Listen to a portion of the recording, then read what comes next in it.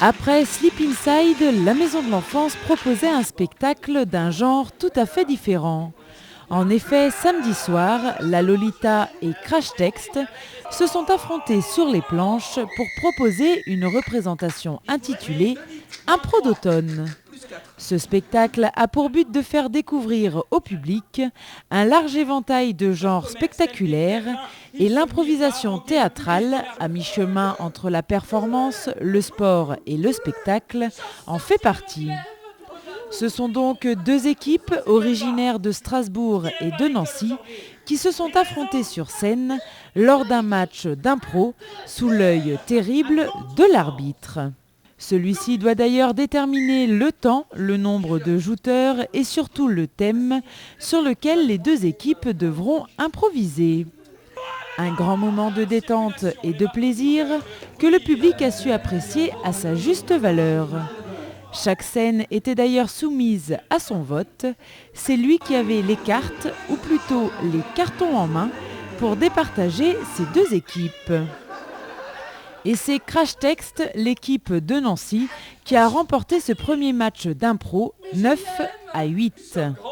Le prochain rendez-vous aura lieu le samedi 19 décembre à 20h30 à la Maison de l'Enfance pour l'impro d'hiver. Notez bien cette date car des représentations de ce genre valent le coup d'œil.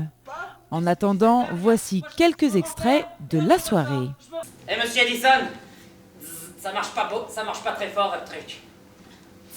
Et alors là, il se rendit compte qu'il n'était qu'en 1982 chez Claude François. Il décida donc de revenir en 1515. Et il décida de choisir Marignan, la bataille navale.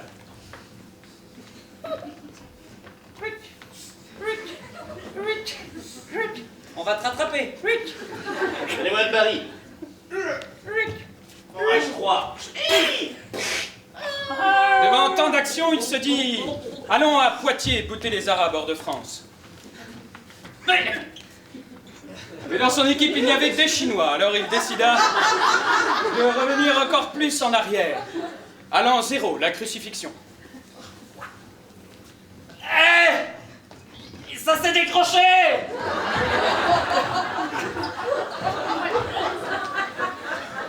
À 3. Du lancer de lance Merci. pour un sou. Du lancer de lance pour un sou. On va au camping. On va au camping. Dis-moi qu'on va au camping. Mais 2 minutes, Joseph. Il faut bien faire les bagages. D'accord. Brosse à dents. Dentifrice. Joseph. Oui, quoi, maman? Mais un peu de patience. D'accord, On a maman. fini la trousse de toilette. Shampoing. T'as pas oublié la tente, maman, hein? Savon. T'as pas oublié la tente, hein? Tente. Et les oreillers. C'est important, maman, les oreillers. Merde. Oh, Joseph, calme-toi. Mais je suis calme, maman.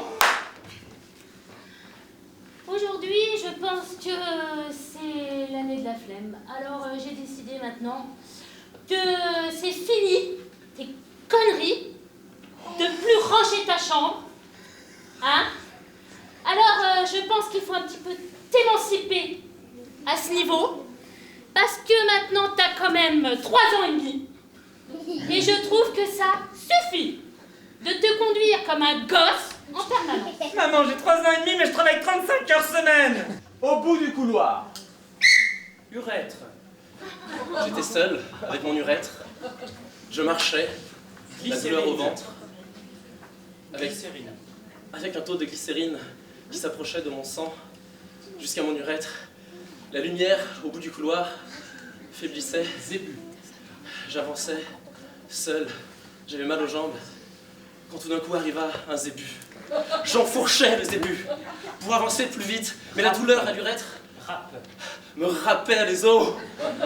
J'avançais, la peur au ventre, le fromage de ce midi ne passait pas.